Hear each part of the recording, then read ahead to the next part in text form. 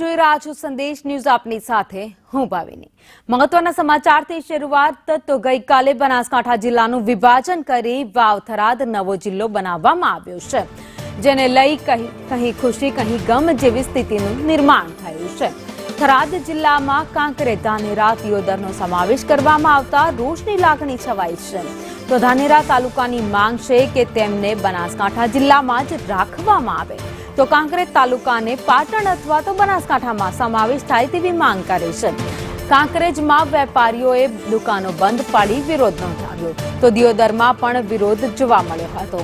દિયોદરને નવા જિલ્લાનું વડું મથક બનાવવામાં નથી આવ્યું। ઉપરાંત જિલ્લાનું નામ ઓગડ જિલ્લો રાખવામાં ન આવતા વેપારીઓ રસ્તા પર ઉતર્યા હતા અને વિરોધ કરવામાં આવ્યો હતો, અને જો માંગ નહીં સંતોષાય તો આંદોલનની ચીમકી પણ ઉચ્ચારી છે।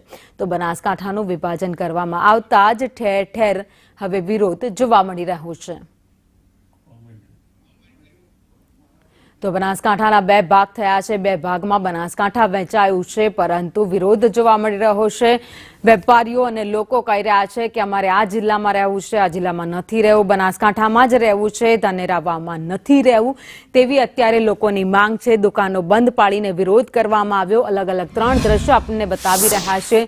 કાંકરેજ, ધાનેરા અને સાથે જ દિયોદરમાં પણ વિરોધ કરવામાં આવ્યા છે। તો કયા કયા તાલુકામાં વિરોધ છે એ આપને બતાવી રહ્યા છે ગ્રાફિક્સના માધ્યમથી।